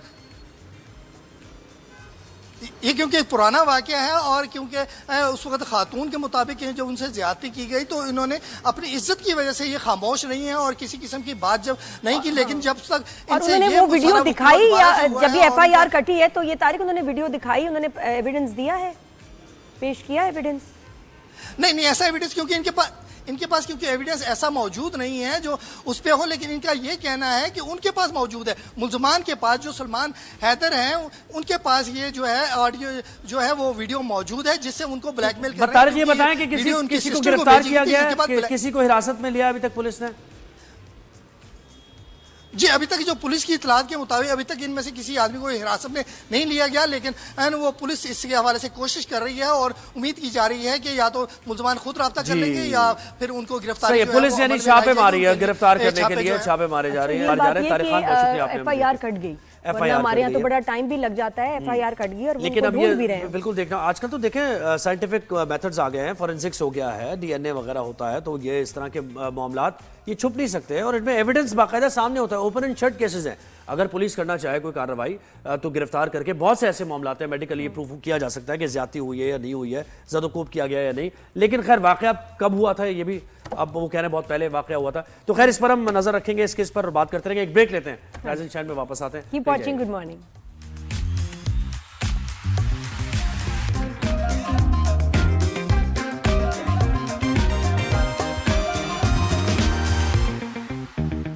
welcome back after the break. वक्त का मुकाबला सख्त, एक बहुत इंपॉर्टेंट बात जरूर उस पर बात करें, करनी चाहिए, खासतौर पे अपने बच्चों को लेके। हम सब बड़े फिक्रमंद हैं कि वेप इतनी आम क्यों हो गई है। यहाँ अगर आप कराची में देखें तो हर गली नुक्कड़ पे आपको थोड़ी देर बाद आपको वेप की दुकान कि इतना इजी हो गया और इतना बढ़ गया है। दो इसके बारे में हमारे सवाल हैं जो आज हमने करने। एक तो ये कि जो लोग पी रहे हैं वो कहते हैं कि it's better than a cigarette, cigarette जो है ज्यादा नुकसानदेह, वेप का कोई नुकसान नहीं होता। इस पे बात करेंगे डॉक्टर इब्राहिम से। और सिंध हुकूमत के जो तर्जुमान है उनसे ये पूछेंगे कि अगर पंजाब में वेप बैन हो सकती है तो सिंध में क्यों? असल में बिल्कुल इस वेप को इंट्रोड्यूस ऐसे कराया गया, मार्केटिंग स्ट्रेटजी है क्या है कि पहले तो ये बच्चों के ज़हनों में बिठाई गई बात कि सिगरेट की रिप्लेसमेंट, यानी सिगरेट अगर आप छोड़ना चाहते हैं, सिगरेट एक बुरी आदत है, बिल्कुल उस बुरी आदत को छोड़ने के लिए आप वेप इस्तेमाल करें। वेप बुरा नहीं है, वेप में कोई और इसकी फ्लेवर की वजह से ना आपको कड़वा लगता है ना बुरा लगता है, बल्कि मजा आता है। फिर मिंट से आपको और सुकून आता है। बल्कि सोसाइटी में यानी आप कहीं बैठ रहे हैं गेट टुगेदर में, कहीं जा रहे हैं फ्रेंड्स के साथ, तो वेप जरा कूल लगता है। बिल्कुल, तो ये जरा इनसे पहले एलीट में आते हैं। लेकिन बात करेंगे इनसे कि क्यों नहीं यहाँ बैन हो रहा है, कितनी खतरनाक चीज है, क्यों नहीं बैन हो रही? हमें तर्जुमान सिंध हुकूमत अली राशिद ने ज्वाइन किया है। अली भाई अस्सलाम वालेकुम, कैसे हैं आप? ठीक ठाक हैं? अल्हम्दुलिल्लाह। अली भाई, ये वेप का जो अभी हम फैशन या ट्रेंड बच्चों में, यंगस्टर्स में हम देख रहे हैं बहुत ज्यादा बढ़ता जा रहा है, बहुत नुकसानदेह। डॉक्टर से हमारी बात होती है, कराची में कुछ अरसे में इतना ज्यादा फैल गया, कोई चेक नहीं कर रहा। तो इसके बारे में क्या सोचा जा रहा है? कोई ला रहे हैं आप पॉलिसी या कोई सख्त कर रहे हैं इक़दाम? देखें, आउज़ुबिल्लाह मिनश शैतानिर रजीम, बिस्मिल्लाहिर रहमानिर रहीम।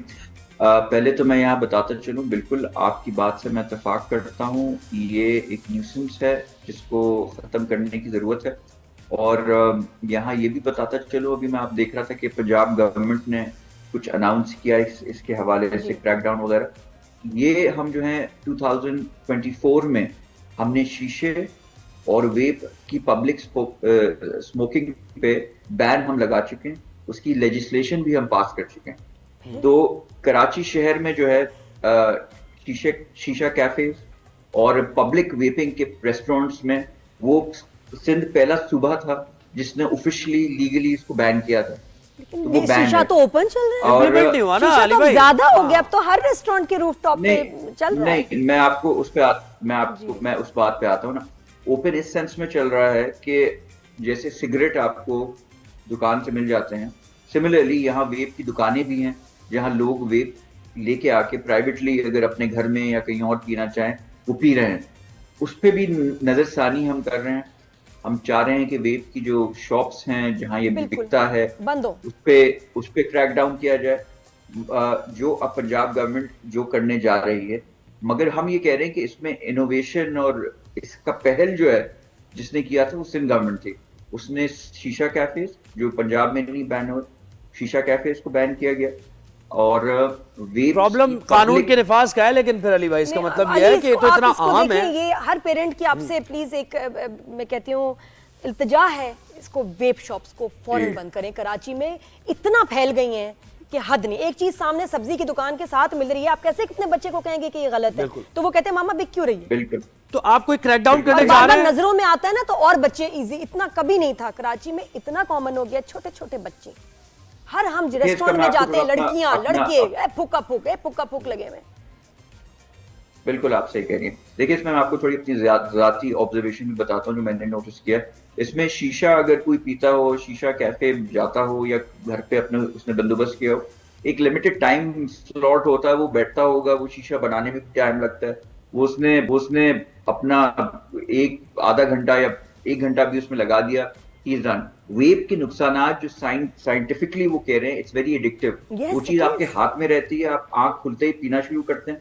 और पूरे दिन कंटिन्यूसली आप उसको इतना पीते हैं कि आप इट बिकम्स उससे पॉपकॉर्न। तो अली मुझे बताएं आप लोग क्या करेंगे, ये करेंगे क्या होगा? हम तो बस चाहते हैं कि इस पे complete ban, online and shops should be shut down immediately, उनको नोटिसेस दें, उनको बंद कराएं। इलीगल होना चाहिए वेप की सेल, ताकि बच्चों को हम ये भी कहना कि इलीगल है। भाई हमारे साथ ही रहिए, डॉक्टर इब्राहिम को भी शामिल गुफ्तगू करते हैं। अस्सलाम वालेकुम। इसी एडिक्शन पे भी कि कितना डैमेजिंग है। ये सबसे पहले तो आगाज यहीं से कि कितना डैमेजिंग है। ये बताया जा रहा है कि सिगरेट बहुत डैमेजिंग है, ये वेप तो बिल्कुल ये बड़े ये समझते हैं, दे बिलीव दिस कि सिगरेट से कम डैमेजिंग है। एक तो मैं सर की बात से थोड़ा सा उस पे होऊंगा कि शीशा, अगर ये कह रहे हैं कि शीशा नहीं मिल रहा, तो नादिया जी ने जैसे कहा कि डिफेंस के या गुलशन के सारे रेस्टोरेंट्स में शीशा बिल्कुल खुले आम मिल रहा है, और रेस्टोरेंट्स की सबसे बड़ी कमाई ही सिर्फ उसी से हो रही है।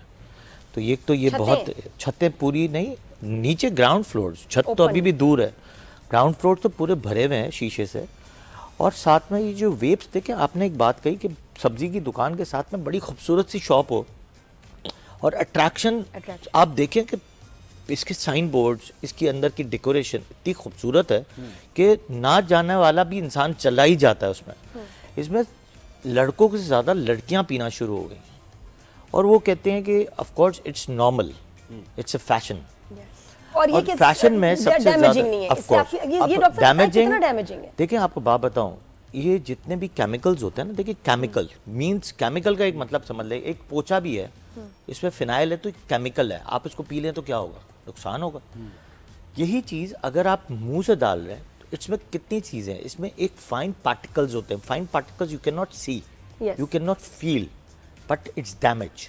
वो आपके जीआई सिस्टम को डैमेज करता है जाके, और अल्सरेशंस कराता है। पहले तो इसमें है क्या क्या, पहले तो लेड है, मेटल्स हैं, आर्सेनिक है, निकोटिन है, इसमें फ्लेवरिंग है। अब फ्लेवरिंग वैसी नॉर्मली आपको बात बताऊं, अगर कोई प्रिजर्वेटिव्स एंड फ्लेवरिंग कहीं आप बात करते हैं एलर्जिक कंसल्टेंट से, तो कहेगा कि फ्लेवरिंग जो फूड फ्लेवरिंग है वो तो कितनी डैमेजिंग है।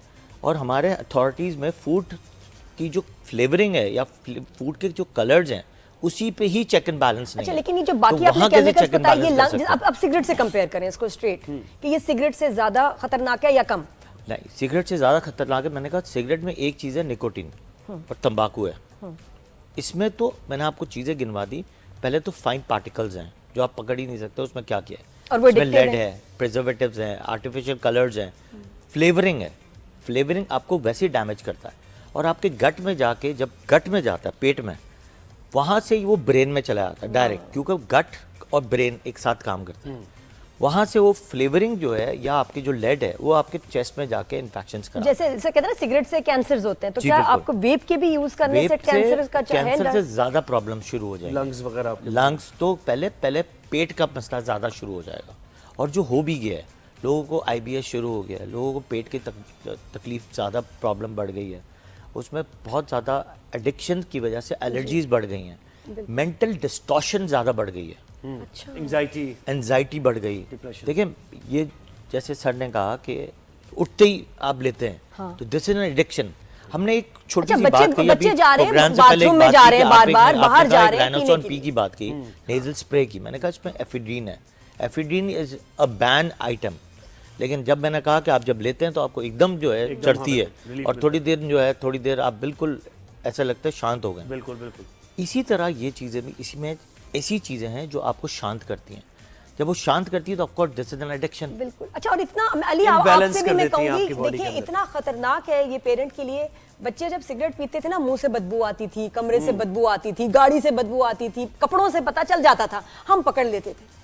वेप से पता ही नहीं चल रहा कि आपका बच्चा वेप कर रहा है, और उसको आप रोकेंगे कैसे जब आपको ही नहीं पता चल रहा, क्योंकि खुशबू आ रही है, समझ रहा है कि मैं गलत काम कर ही नहीं रहा, और वो छुपा रहा है, गलत काम नहीं कर रहा। आपको एक बात उसके कमरे में जाएं, आपको नहीं फील होगा, बल्कि लगेगा बेटा एयर फ्रेशनर किया, हाँ मामा, और बच्चे आराम से करे जा रहे हैं और फिर बन जाते हैं वो आदी।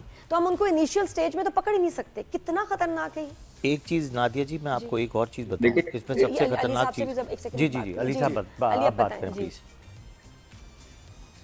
अच्छा, हाँ बिल्कुल आप सही कह रही हैं। मैं आपको अपना एग्जांपल दूंगा। मैं अभी रिसेंटली मिशन इम्पॉसिबल देखने गया था न्यूप्लेक्स सिनेमा में, अब मेरे बराबर में एक बच्चा बैठा हुआ, अब मैं देखूं कि उसका स्मोक का इतना पता नहीं चलता, देखूं मुझे हल्का सा कहीं स्मोक देखे फिर गायब हो जाए, हल्का सा स्मोक देखे फिर गायब हो, पता चला बराबर में मेरा एक 15-14 साल कोई बच्चा बैठा हुआ था जो फिल्म देखने आया था अपनी फैमिली के साथ, वो वेप कर रहा है और फैमिली भी कुछ नहीं कह रही। तो पहली चीज तो इस चीज को आइडेंटिफाई, जैसे डॉक्टर साहब ने कहा कि इसको समझें, इसके नुकसानात क्या हैं, ये इट्स एडिक्शन, और बिल्कुल ये इस पे मैंने बड़ी रिसर्च भी की अली, इस पे कैंपेन चलाएंगे जो फोन के, जब हम फोन पे नहीं मैसेजेस सुन रहे होते हैं उस पे आए, टीवी पे आए, हुकूमत के इश्तिहारात चले, इस पे सीरियस कैंपेन करें और बैन करें। आई फील देखें इस कैंपेन के अलावा देखें शीशे कैफे जैसे डॉक्टर साहब ने कहा कि बैंड है मगर खुलेआम कुछ जगहों पे चल रहे हैं, वहां हम आए दिन छापे भी पड़ते हैं, बंद करवाने की कोशिश भी करते हैं, जो डिफरेंट लोकेशन पे खुल जाते हैं। तो सिमिलरली मगर वेब की ये खासियत है कि ये दुकान है, ये अगर कोई खोल, वो जो शीशा रेस्टोरेंट्स हैं वो under the guard of A restaurant करते हैं कि जी यहाँ खाना मिलेगा और वहां शीशा भी चल रहा होता है। तो अच्छा, नहीं, भाई अगर इसको इस कैटेगरी में ले आए ना, ड्रग्स की कैटेगरी में अगर आप ले आए ना, अगर आप कानून, जी जी बस अली मैं कह रहा हूं आपको गुड न्यूज दें, आप इसको बैन करवाएं, बस इसकी दुकानें बंद करवाएं।